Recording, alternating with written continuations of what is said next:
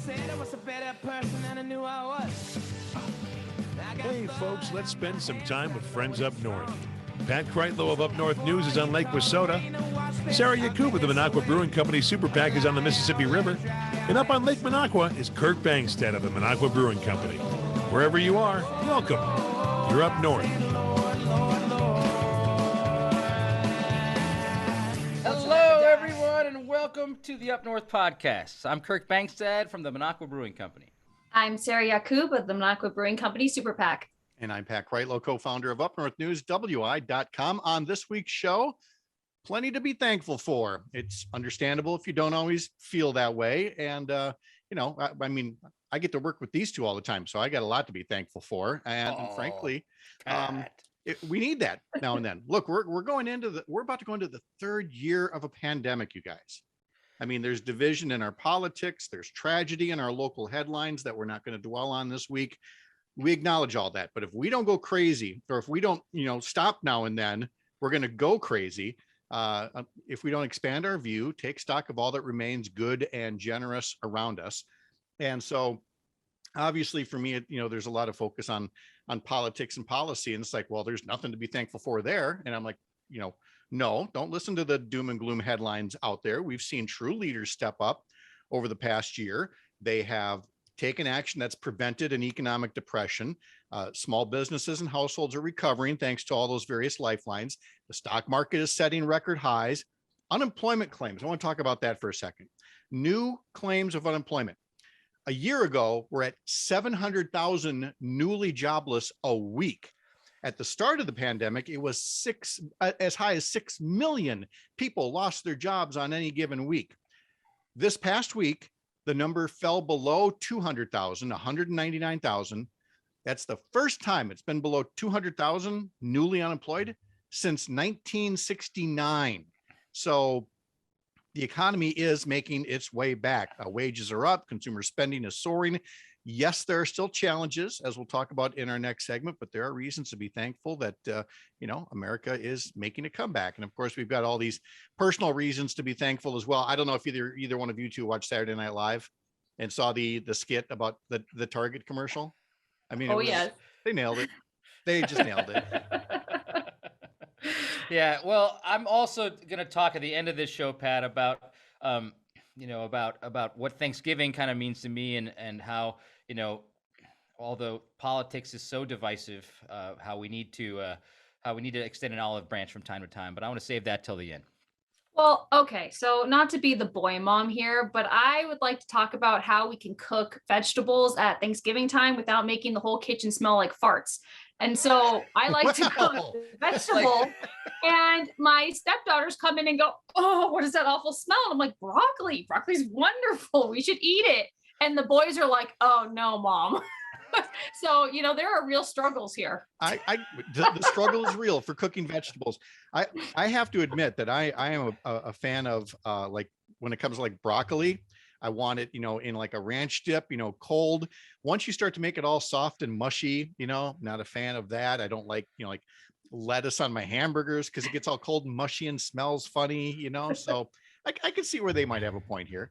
I hear you with the broccoli smelling a little like flatulence. There's no doubt about that. I don't know. I never thought about it until you just said that, Sarah. Brussels sprouts. They're delicious, but do they do a number on the kitchen? Well, Brussels sprout. Come on, Brussels sprouts are just baby cabbage. So yes, that's what we would expect. And like anything like that, if you just cover it with enough garlic, they're wonderful. True. Then, Yes. True. Which is about the only thing you can do with it. All right. Well, having established the problems of odor in the kitchen, we're going to switch back to the holiday season and supporting local merchants in all kinds of various ways. We've got a guest from Marshfield who's going to join us in just a few minutes to talk about that.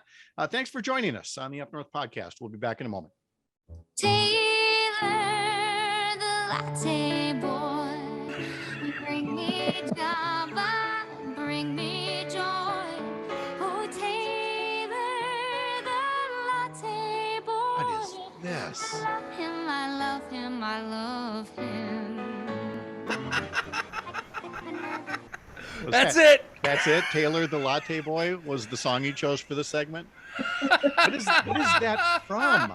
It's Kristen Chenoweth. Like it's like some musical theater thing or something. But it's come on, we're talking about coffee in the next No, segment. you What do worked want? out there. Can you get Kristen Chenoweth on as a guest at some point? Are you Oh guys my like god, buddies? I wish. Oh my god, I wouldn't be able to talk if I had Kristen Chenoweth Oh, on I as a know. guest. She's a national treasure. Here's the part where the show gets back on the rails, and Pat says, "Welcome back to the Up North podcast. I'm Pat Kreitlow." I'm Kirk Bankstead. And I'm Sarah Yakub. If you are new to the show, welcome. We welcome you to live Wednesdays on the radio and as a podcast on the weekends. Our hosts at News Talk 92.7 have shows throughout the week that can be heard anywhere, anytime, thanks to the Devil Radio app. Or you can catch us weekends on our website, upnorthpodcast.com, and all of the usual places where you can subscribe. And we thank you for that. We do. And we are also thankful for local entrepreneurs, the merchants, the risk takers, the folks who serve us, whether it's fixing our plumbing or serving us coffee. You're going to hear a lot of talk this season about buying local. And I want to point out an important distinction that might help some of you with your holiday shopping. Now, I mentioned in the last segment that consumer spending is sharply higher as folks want to get back to purchasing things they've put off because of the pandemic. If you look at consumer spending, there's actually two lines on that graph. The line climbing very sharply is the line for goods. Just think of all the things stuck on boats waiting to get into the port at Long Beach. And by the way, that's a whole different topic, how we let our country get to the point where having everything made overseas was bound to come back and bite us in the ass at some point, but that's a topic for another show. Also on that graph of consumer spending is a line for services. That line is not nearly as steep, and that is something we can all help address. We don't just have to buy goods that come wrapped in a box. We can buy local services, our local restaurants, bars, hotels and inns, movie theaters, live entertainment venues where Kirk can sing with Kristen Chenoweth. All of these places, they need our help. So where you're able, make it a gift certificate Christmas and help the rest of our economy with its recovery. I don't know, Kirk, like maybe a coffee shop?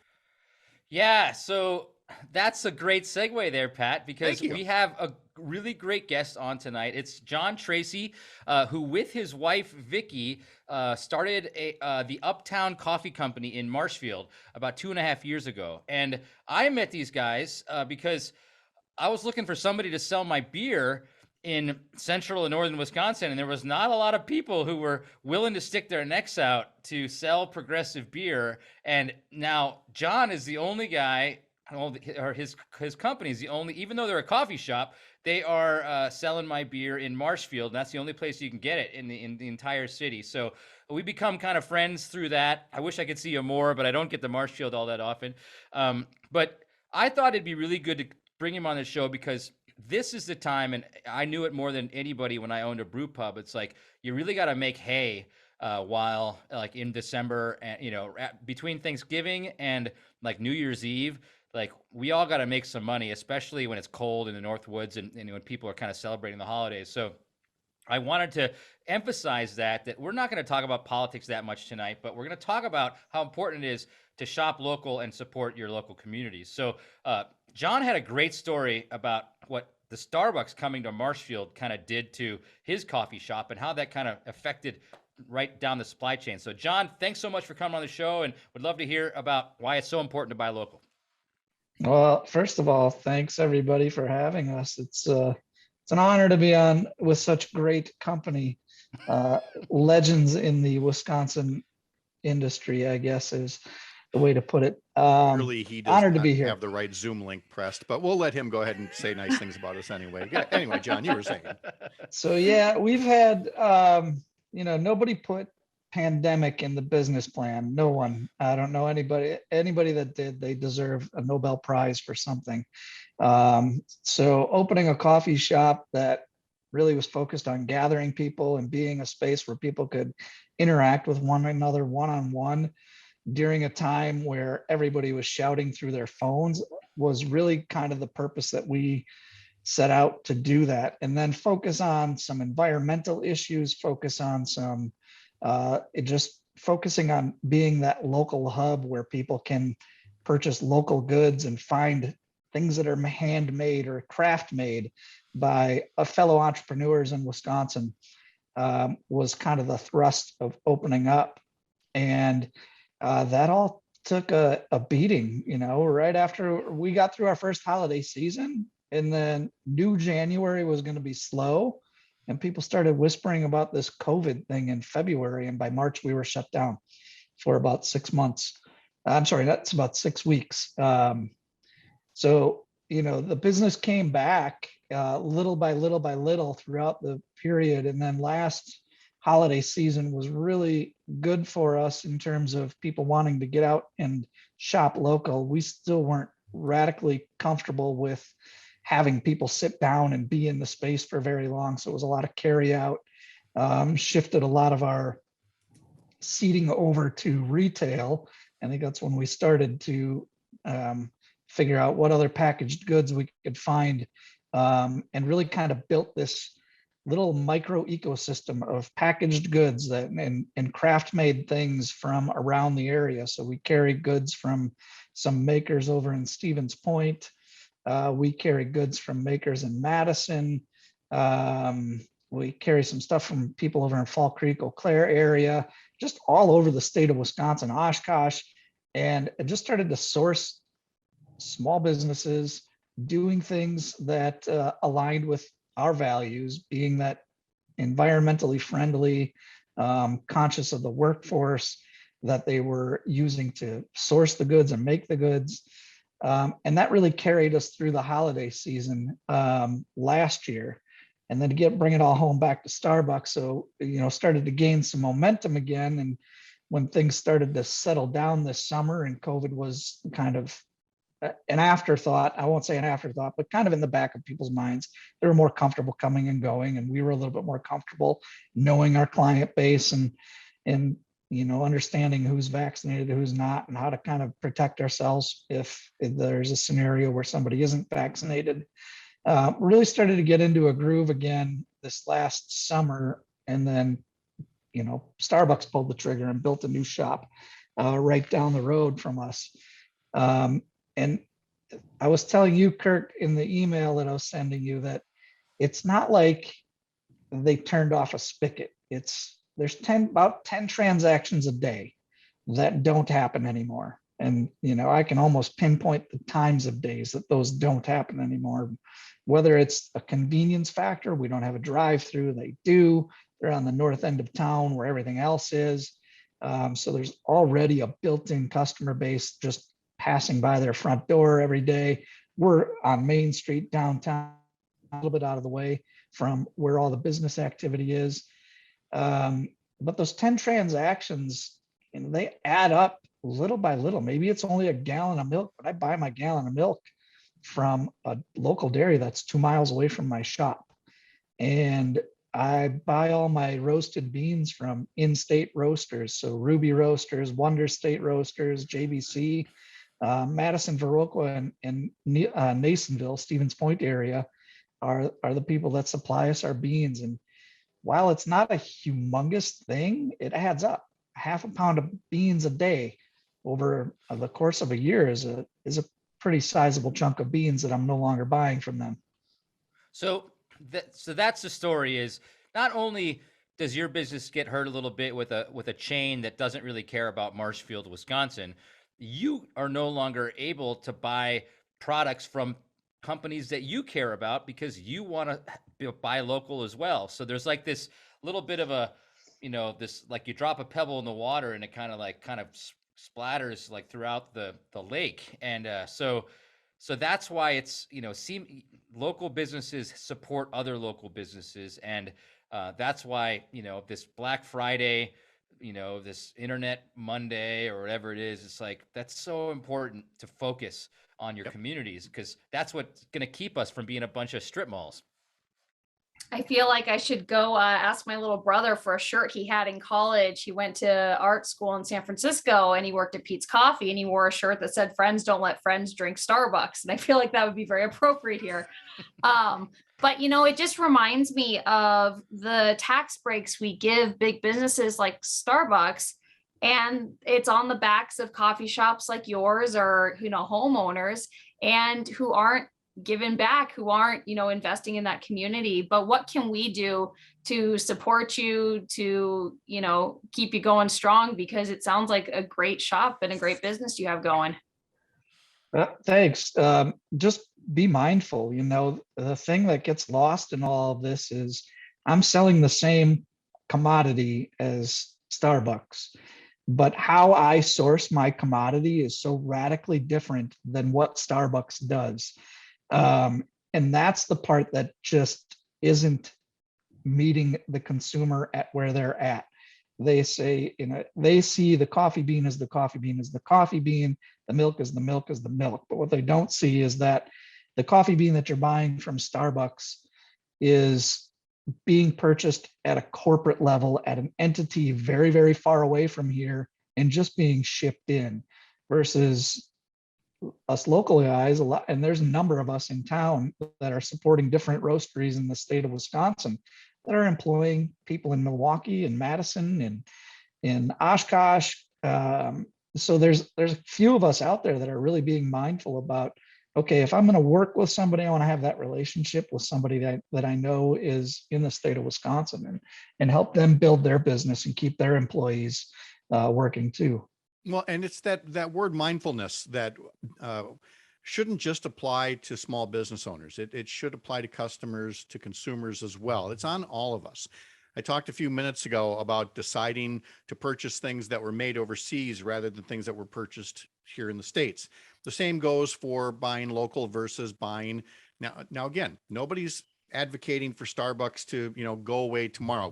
As a consumer, you have a choice to go to this place, but you can think about it before you make that decision. Don't just go for the instant gratification, just the lowest price, just the convenient drive-through, when a little trip 2 blocks away might do more for the local economy. A local economy that, John, includes things like, investing more into it. You play a role in downtown Marshfield. You, if I understand right, bring in, live music. So you don't just support, suppliers of food and drink, but, local artists and musicians as well. Yeah. Thursday nights we do pizza and beer, and live music. And it's, again, kind of feeds off that initial business plan of being a piece of the community. And yeah, it's fantastic. It's just fun to be able to support the arts in some meaningful way. And you're right, being intentional, being mindful. Your brain isn't built to do that. It's built to take the shortest path from A to B, right, and forget everything that in between. And that's the hard part. Yeah, and John, I've been to your place, and I know exactly what big box stores do, or chains do. They do a kind of a study of a town, and it doesn't matter where the heartbeat of the town is. It matters where the most street traffic might be, or whatever. And and often I grew up in Stevens Point. Like, the downtown became a ghost town because all of a sudden there was a business park where all these new restaurants kind of went to, and our downtown was hollowed out.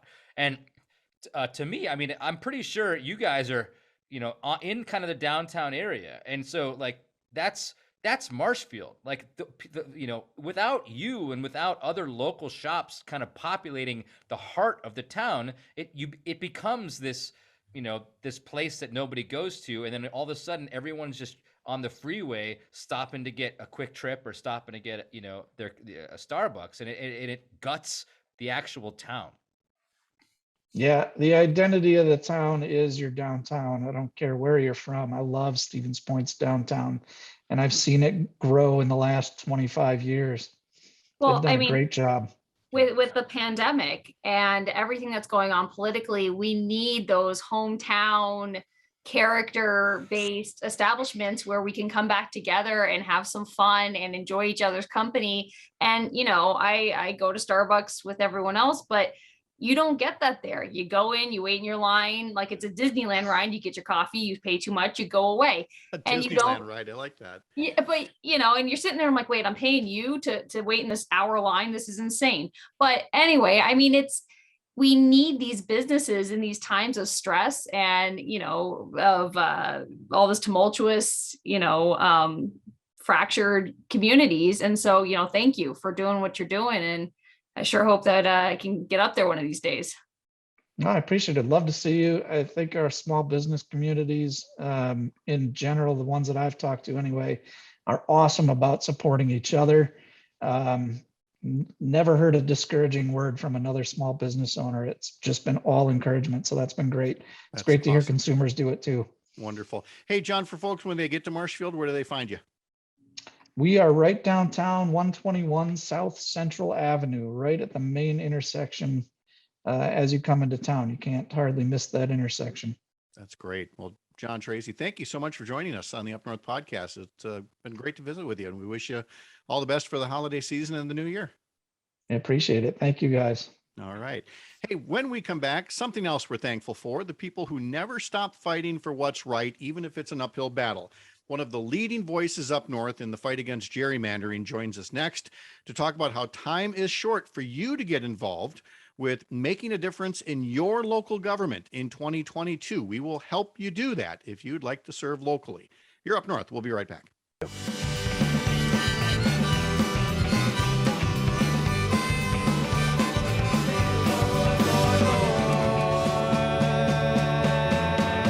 Won't you let me die?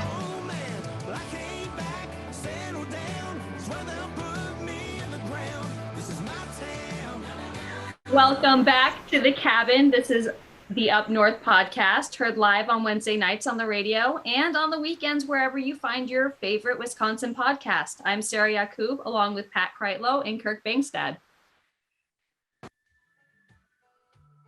Hey. Who's supposed to talk next? I was listening to that My Town song, which I thought was... You go and you pick the music, and you're so busy dancing to it, you completely miss the script. There's a lot to unpack in that song too. I'm listening to the lyrics. I know. Like, We're talking. There's fighting. There's running off. No, this is the point. Like, it's like you got to fight for your town, and that's why we're bringing on Hans Breitenmoser back on the show as a guest this time, because he has fought for his town as a county board member and a dairy farmer in Merrill and in Lincoln County, and I mean, we got to know each other through the battle for gerrymandering, and early on, Hans just didn't want to stand for the fact that he saw this stuff getting screwed up with the district lines, and so he was an early advocate, like years and years and years ago, about counties. It doesn't matter if you're Democrat or Republican, or if you're deep red or whatever, but he wanted to get at the county board level, passing resolutions to say, listen, we just want fair district lines. That's all. And he's been a tireless advocate against, rigged maps. But the reason we wanted to have him back on is that a window is about to open in Wisconsin, because Hans isn't just an advocate for fair maps. He is a member of the Lincoln County Board, and it's those county boards, school boards, city councils, town boards, where real difference is made. And that happens in the spring elections, which take place in April. If there's a primary needed, it takes place in February. So to get on the ballot, you've got to collect so many signatures on a nominating petition. And that window for getting those signatures opens up December 1st. And I think those signatures are due January 4th. And so Hans is here just to talk about the value of serving in local government. Hans, thanks for joining us. Well, thank you guys very much. Good to see you guys. Sorry, my video doesn't work. But again, you're feel free to find somebody, taller and better looking to put in my place. I totally Now, don't give us an opening like that. God only knows what we'll paste in this square can't box wait. here. But you're sounding good for the podcast, and we appreciate that. Hans, again, you were dairy farming. Now you're on the county board. So it's not like you always wanted to be in local politics all your life. What made the decision for you? What made the decision for other county board members? What is it that might prompt a person to say, I would like to be on my county board or town board or whatever as well? What led you to it? Sure. Well, yeah, I mean, I've got a day job. I've got a dairy farm to run that keeps me plenty busy. So, But my introduction to county politics was because I was elected to the Farm Service Agency county committee. So that's federal,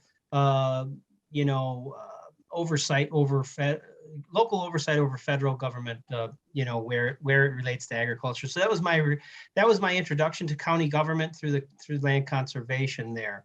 But that gets pretty far into the weeds. Why I ran? Well, someone in the community thought that I might, be a reasonable, halfway thoughtful, low drama person on that board that, cares and wants to get things done. And I think that's what people's motivation should be to run, for these offices. But if I can elaborate a little bit more on that, what we're seeing this go around, and what I've learned here very recently, is that there are a lot of people from what I'm going to say the Trump camp. I'm not even going to say Republicans, but rather real hardcore Trump supporters, worshipers. I might even go so far as to say that are running in local, running for local offices, and they're running, I really think, because they've so believed the big lie, and they're running because they feel like it's their patriotic duty to save the nation, because they believe that the last election was stolen and so forth. So I have, and that's hard for those of us here to fathom, but I think that's a fact. So I'm loath to nail those folks to the cross, because they've been sold a bill of good, and they're really, and so they're doing it for very passionate reasons. But I do fear that it is going to unseat a lot of good local government officials, because at the end of the day, we have to be able to add 2 and 2. We have to be able to deal with some of the things that come down from Madison with regard to our roads and so forth. And the other thing I think is really important, now more than ever perhaps, is that we've got federal money coming in for infrastructure and so forth, and we have to use that money wisely. And I think at the same time that that's happening, we're dealing with the fallout from an ever-changing climate. So we need to do with our county resources things that previous county boards haven't had to do, which is to say, look at our infrastructure and say, how can we beef it up? Because these 100-year events are going to happen once a summer, and are happening once a summer, and that's where resources need to be allocated. We can't just be pontificating and parroting, propaganda at the federal level. That was a long-winded ass answer to your short, simple question, Pat. Once again, I apologize. It was spot on. Trust me, especially with current events. Well, so I feel like we're one giant Dunning-Kruger graph when it comes to local government. There are people who think, well, I don't know enough about everything, I couldn't possibly run. And then there are people who really don't know a lot about a lot of things who think, well, I'm empowered and I'm going to run because I believe in the big lie. And, what do you say to those people who are a little bit apprehensive because they're aware of their own limitations and are, governed by their humility? How do we get those people to get out and run? I like the way you said that, governed by their humility. And that's interesting, because it reminds me of a conversation I was just having with my daughter about, politics and so forth. But because I think that's so spot on. Most of us, most normal people, I would argue, it never occurs to us to run for any office, even if it's dog catcher or county board, much less assembly or state senate. Most of us are not wired that way, because most of us, I was raised, and this is a conversation that I had with my daughter, I was raised in a household where my parents, it was just very clear to me growing up that, don't think you're all that. Just settle down. You know what I mean? Self-promotion was shameful. And so when you go out and you have to run for public office, there's a little bit of that, especially if you have someone who's running against you. But what I would say is this: those who are out in the community who think that they that the county board or city council is somehow over their station or over their head, they're just being foolish. What the county board needs, what city councils need, and I think, frankly, what the state assembly and state senate needs, but let's focus on local races here. We need exactly those people. We need farmers. We need janitors. We need lawyers. We need educators. That's the point. We need somebody from every corner of the community, not because they have some grand wisdom or some knowledge about politics, but because they don't, but because they are interested in going into a room, seeing where they can contribute, and having a knowledge base that somebody else in the room doesn't have. And I think also a willingness and an ability to, use good old fashioned critical thinking and be willing to listen to the person who, comes in from the outside and says, this is what's wrong with the budget, this is what's helpful, and so forth and so on. So that's this critical thinking skills and a desire to help your community. But my plea, and quite honestly, the only reason why I agreed to come on to the show tonight, my plea is that we need people to run. We need people to run, not because they're wild-eyed liberals, but because they're thoughtful, decent people who have the ability for critical thought. We need them, because if you don't show up, the alternative will fill that seat. And then God help us. Yeah. So Hans, this is, I think there's two things that I've seen pre-Trump. I've seen, especially in Oneida County where I lived, it was like the same people ran for 30 years. And a lot of them had made money off of new roads, or they made money because their construction firm, got bids, for the county. And so that's a good reason to be on the county board, is if your business can make money from it. So that's the thing that I saw before Trump. But what I'm seeing now is exactly what you're saying. It's a one issue, raging anger in your brain that doesn't care about the inner workings of a county. It cares about making sure that the power is put into the place they think it should be put. And it's about power rather than service.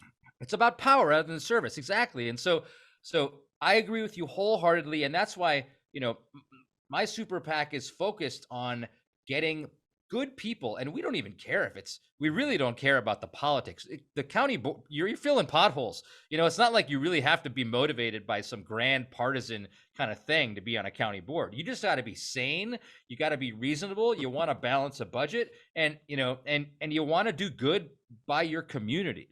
Mm-hmm. Yeah, no, I totally agree. I mean, I think there is sort of a big picture view that, that local officials need to grasp. I think it's important, again, when we talk about things like climate change, about where dollars are going to be allocated and so forth.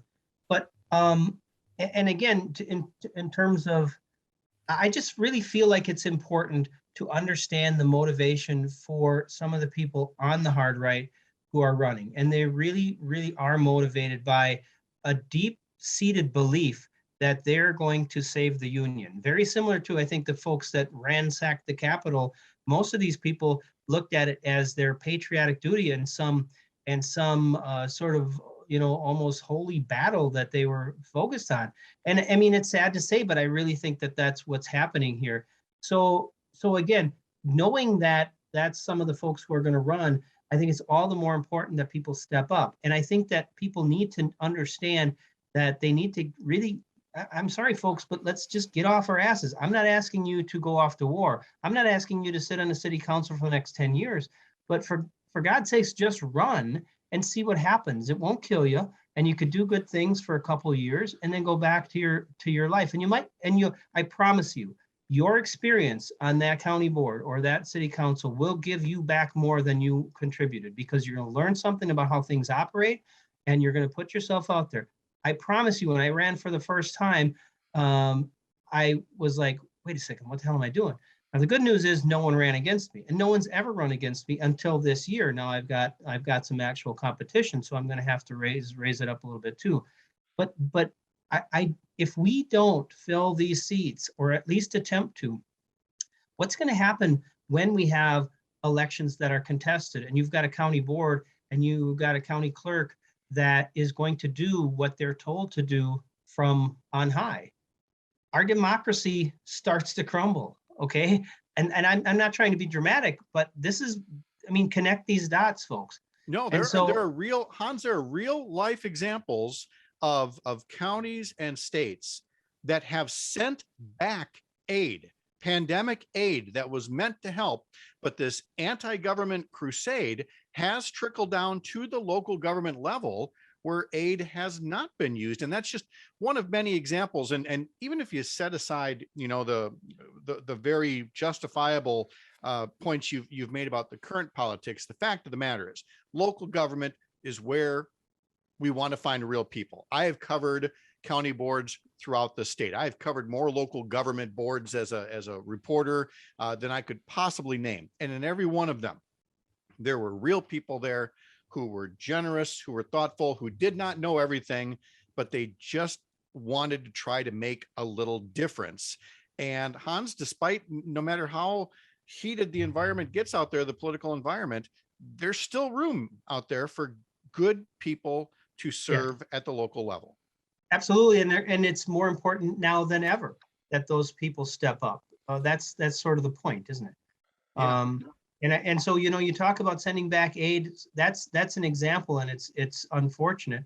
But I think the bigger picture is even bigger and scarier than that, because again, we're talking about the actual heart of our democracy, and it is sad that such partisanship now is crept into the local level the way it has. But again, you have to ask yourself how it got there, and that also should motivate people. If our current state of affairs doesn't motivate people to step up, then I'm not sure what I can say that will motivate them, other than don't be afraid of it. Don't think that you shouldn't do it because you can't do it or you have no place there. That's nonsense. So Hans, I just wanted to, I think Pat's going to close in a second, but I wanted to give people, a little bit of something to hold on to. Obviously, if you're in Lincoln County, find Hans and ask him what it's like to run for office. But if you're like in Oneida County, Vilas County, Marathon County, St. Croix, any of the ones up north where kind of we focus our attention, they're nonpartisan races, but you can call your Democratic Party office and get some help on where to download the forms and how what to do. It's not a really partisan thing, but you can always call your Democratic County Party office. Right, every local party wants to help. They're there to help put good people on their local boards who they think might still align with them. And Hans, if I'm looking at the notes here at elections.wi.gov correctly, if a county population is under 100,000 for nominating petitions, you only need somewhere between 20 and 100 signatures. So you don't want to get 20 because some might be bad, but you can turn in, anywhere between 20 and 100 signatures, and that you're on the ballot, right? That is correct. Yep. Well, yeah. So it's not Kirk, a real Kirk, even you can find 20 friends. It would take me a couple weeks. There's no doubt about it. You could do. I have faith in you, Hans. We cannot thank you enough for joining us again and helping us with this very important dimension to get you some good folks to serve with. Thank you so much for your time. Nope, not at all. Good seeing you guys. Be good. All right, take care, Hans. And while I go Google Dunning-Kruger effect to find out what the hell Sarah was talking about, we'll take our final break, and we'll be back in just a moment. Turkey for me, turkey for you. Let's eat the turkey in my big brown shoe. Love to eat the turkey at the table. I once saw a movie with Betty Grable. Oh, Adam Sandler. I think that's all we got. He never disappoints. And a couple of weeks late. Well, no, actually, his Hanukkah song is due anytime now as well. Another holiday classic. Welcome back to the Up North Podcast. I'm Pat Kreitlow, along with Kirk Bankstead and Sarah Yakub, who taught me something today, that the Dunning-Kruger effect is a psychological phenomenon of illusory superiority, stating that people with a low ability at a task overestimate their own ability, and people with high abilities at a task underestimate their own. So take that to your Thanksgiving dinner and bring that one on your crazy uncle when you're talking about whether the Dunning-Kruger effect might apply to certain politicians who are thankfully no longer in office, Sarah. As they, and if that doesn't work, then you leave Thanksgiving dinner and the next day you take part in Black Friday shopping. And Sarah, being over on the western edge of the state, is here to tell us that the Hudson River Falls area is like, that's where you should go do your Christmas shopping and your dining. And apparently Hollywood is starting to take notice. Yes. So when I moved from California, I thought Hollywood would stay there. Evidently not. It took 7 years, but okay. But for all you hopeless romantics out there, we have two movies that have taken place in Hudson. They're quite fun. One is Christmas Lovers Anonymous, and one is A Christmas Wish in Hudson. So after you get your warm feelings of hopeless romanticism, you can come to Hudson and check out some really neat shops. We've got the Reagan's Rock Shop on 2nd Street. So for you fellow agate hunters out there, they have a wonderful collection of very cool rocks. We've got the Bricks Neapolitan Pizzeria right across the street. We've got a wonderful art gallery. The Purple Tree has a bunch of really neat, sustainable, fun gifts for the holidays. And there is no shortage of good food, whether it's agave or San Pedro's or urban olive and vine. Invite you to come over to Hudson, and we're right on the St. Croix River. It's absolutely beautiful. So you can take lots of wonderful, fun pictures. And I believe our Christmas lights might already be up. You have to promise then that when I finally come over and we can finally have a first lunch together, it's going to be at Agave, because that's run by a friend of a friend. And so I'd really like to go support his business venture. And you know, we're going to need a road trip after the long holiday weekend, where again, you know, those Thanksgiving dinners aren't always easy, Kirk. And, you know, the Reverend Bankstead has a sermon that he'd like to share with us on helping make sure that we have peace and harmony for Thanksgiving. Well, yeah, I mean, I was just obviously this is the time that you think about getting together with your family and potentially your friends as well. And I was like, man, there's so many issues that often happen between families, but everybody kind of puts those issues aside when they sit at the Thanksgiving table, and you generally say a prayer, holding hands around the table, and you just enjoy the presence of your family. And so I contrasted that with this week where we've had the Rittenhouse stuff. We've had you know, the crazy Waukesha parade where this guy mowed down people, and then we had, you know, this Arbery trial that just concluded today. And I'm like, there's so much divisiveness happening right now, and compare that to the togetherness of Thanksgiving. And I've been accused of being divisive as well. I mean, I'm fighting hard on the progressive side, and sometimes I'll take that criticism. Sometimes I don't think about you know, how we can work together. And so the one thing I want to end with in my own thought here is the rhetoric of fear and hate is always going to divide, and the rhetoric of love and empathy will always unite. So if you're on the other side of the coin, if we lead with love, it doesn't matter if you disagree with me, because we can find a way to make common ground and make things better. And so I think hopefully we can all kind of think about how Thanksgiving can be longer than Thanksgiving when we're trying to deal with the issues of the day and really trying to fix a lot of the tough stuff that's happening in the world right now. Well, and if you think about, you know, the different partisan sides of the spectrum, it's different policy perspectives. And we need those different policy perspectives to be well-rounded and to solve complex problems. So because we have different priorities or different ways of looking at a problem doesn't make us bad or weaker or enemies. It actually makes us stronger. So finding that common ground, rooting in that love of our community and our love of our families, we can really make some strides forward. I can't add on that. Very well said by both of you. Thank you both so much. Hope you both have a good Thanksgiving. Happy Thanksgiving. Hey, with that, it's time for us to go. So thank you, Kirk and Sarah. Thank you to John Tracy and Hans Breitenmoser for joining us. Thank you for joining us at the cabin. Travel safe wherever you're heading this Thanksgiving weekend. We'll talk to you next week.